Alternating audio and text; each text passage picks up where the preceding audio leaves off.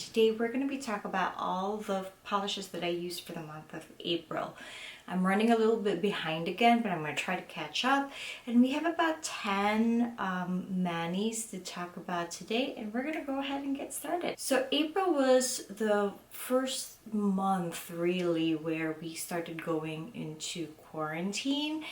I believe the whole coronavirus situation started right around the third week of March, towards the end of March. So by April, most of us were really on lockdown. And so that was a time where I still felt a little bit hopeful, but I knew there was going to be a situation where it was going to be a little bit tricky, a little bit challenging. And so I pulled a polish that is sort of a little bit hopeful just from the name itself. This is Essie's Good Morning Hope.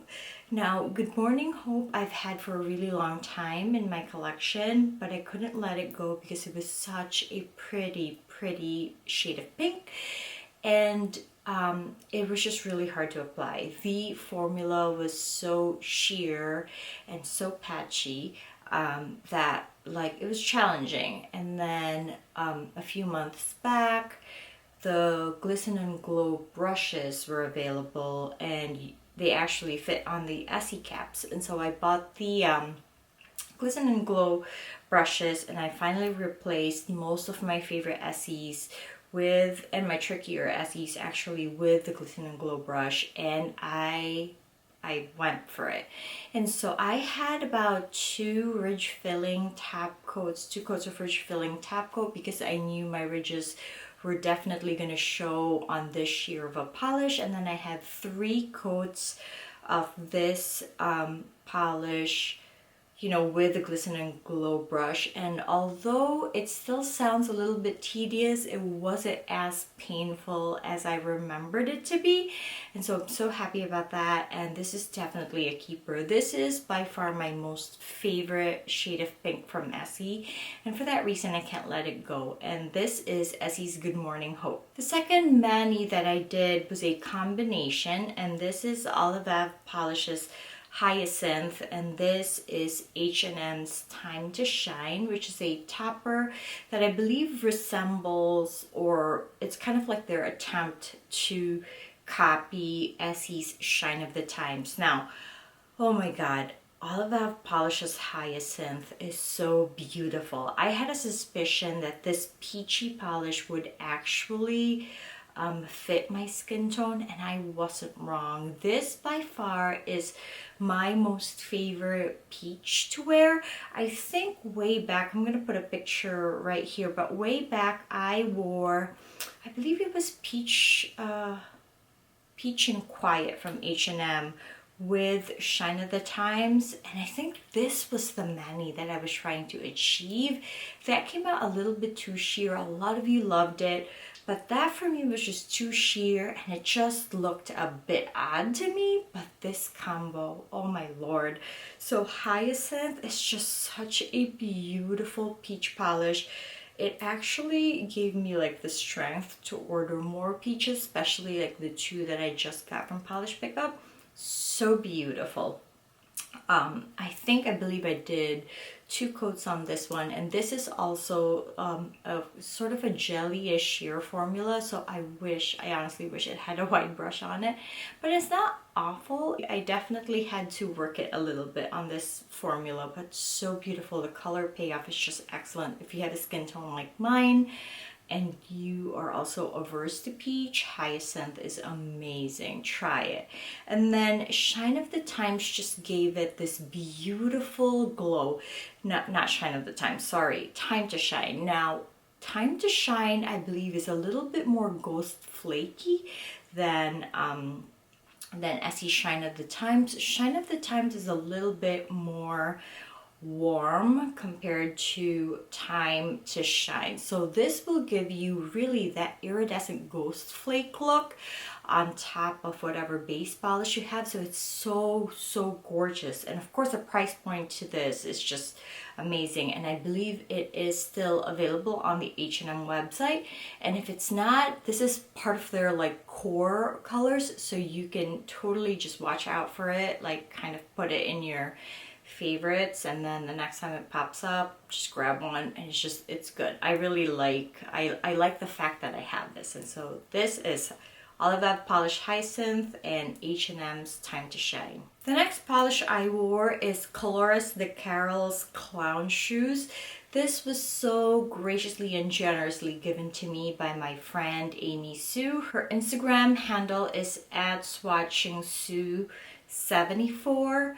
I'm gonna put that down below on the screen, but my goodness, Clarissa the Carol is definitely my favorite brand for Crellies. She has some amazing Crellies. The formula is excellent. Of course, this is like a combination glitter. There's like hex glitters that are green, you know, circular small glitters, square glitters, triangular glitters. And so this is definitely sort of like a packed glitter Crellie. And as you can see in my bottle, it's already kind of pooling right down below here, so you definitely have to put it upside down for a little bit to apply, just like any other dense glitter Crellies. But my goodness, I love the yellow on this one. This yellow is just a very egg yellow. I don't know if this is an Easter polish per se because it's clown shoes, but this is perfect for Easter. So I actually wore this pre-Easter, and so it's beautiful. I love it. And so thank you so much, Amy Sue, for gifting me this absolutely beautiful polish. Love Clarissa Carol's Crellies. This was, I believe, just 2 coats or 3 coats. I think it was 2 coats because, you know, I'm lazy, and if I could get away with 2 coats, I will. But yeah, 2 coats of this. So gorgeous. My nails were also shorter, so this is really beautiful. And this is Clarissa Carol's Clown Shoes. And then I did my Easter mani, which was kind of like a little bit amateurish, to be honest. But for base color, I used Pahlish's The Pearl. I picked this up because she advertised this as like a pearly white with the best formula she ever made or she ever tried.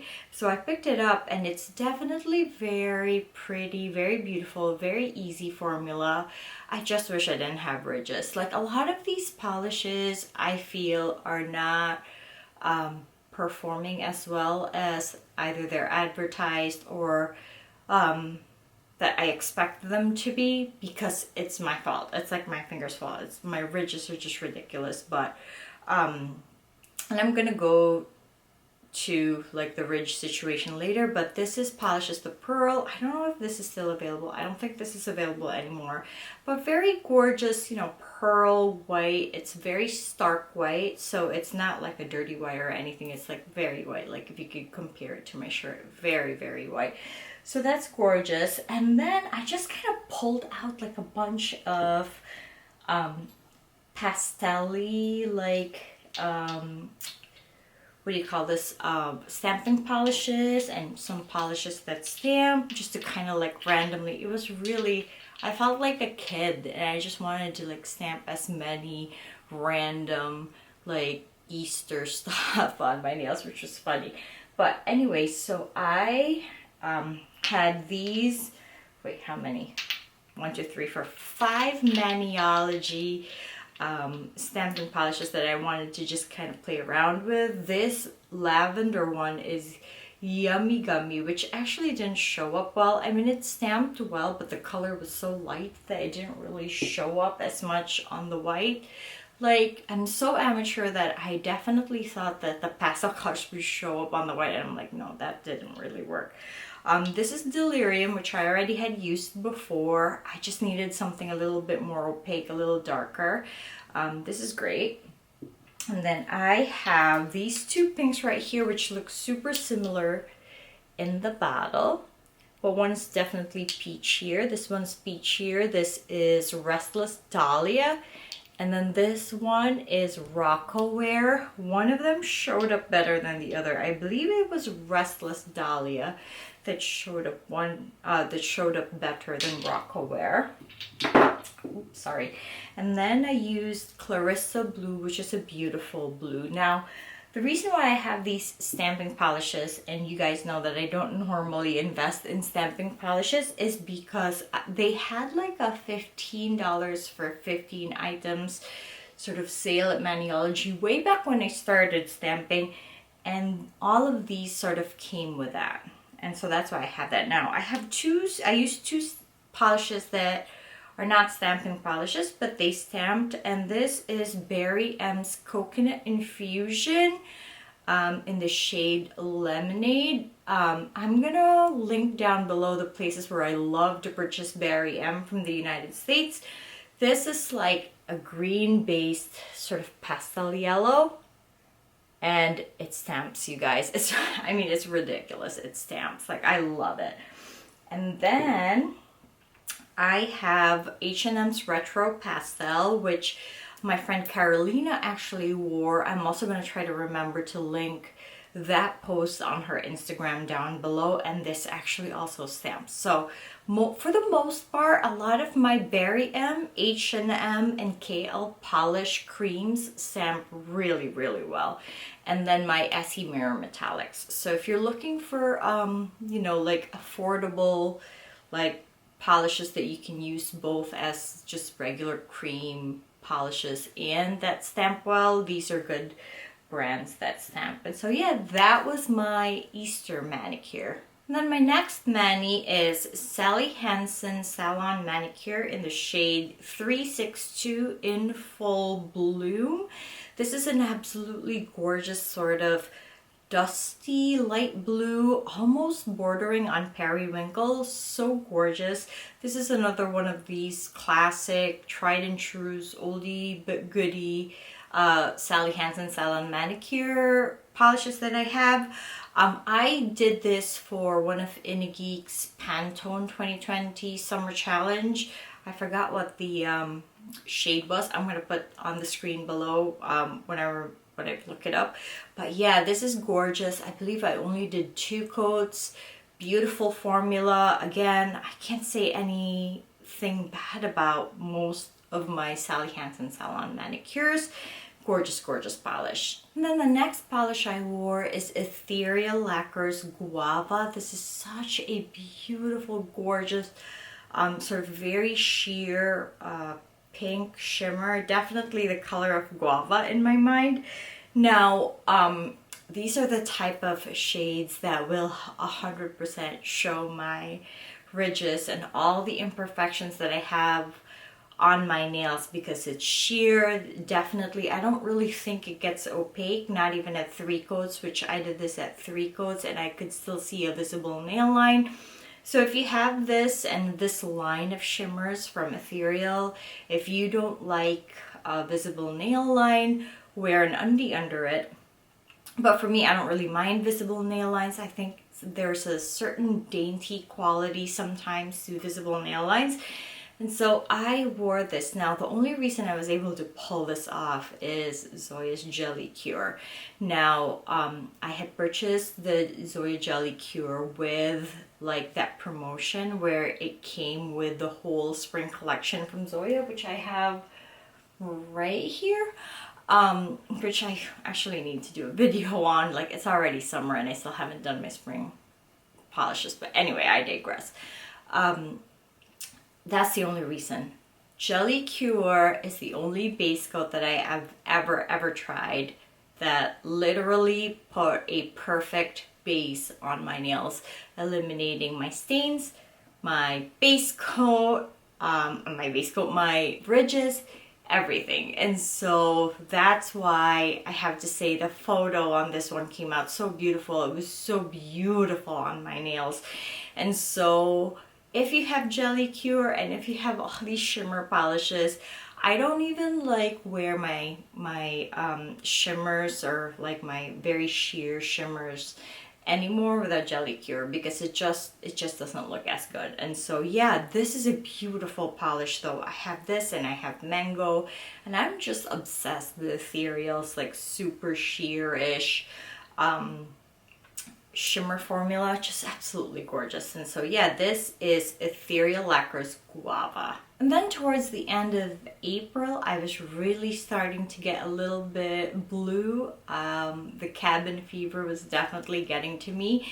And so I got to that point where I was like, oh, it's such a waste to wear all my pretty polishes because someone's gonna see me apart from Instagram, you know what I mean? Like, I was just so unmotivated, but I decided to go like, you know, the mainstream cream route, and I pulled out Kanpai OPI.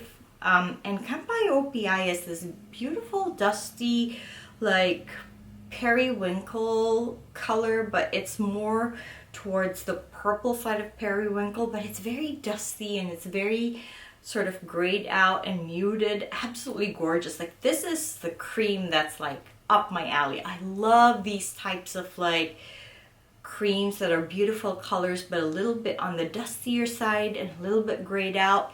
So I applied this and all of a sudden I was like inspired. I'm like, oh my god, this is so gorgeous. And so I pulled out DRK's Royal Unicorn, which actually is a Hella Handmade Creations polish from September 2019, but I got this from a D-stash, and this is an OGUP topper. This is my one and only OGUP topper because, you know, Unicorn P is super expensive, but Lord, when I combined these two, it was perfect. I kept this mani for so long. It was so long on my nails. It was so beautiful.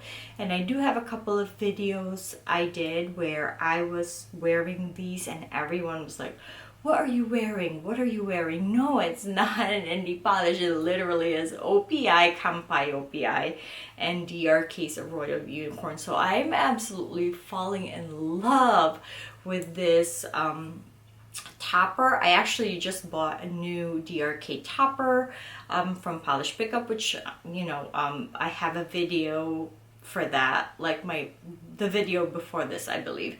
But yeah, oh my god, this topper is just so beautiful, and this combination I just absolutely adored. I love it.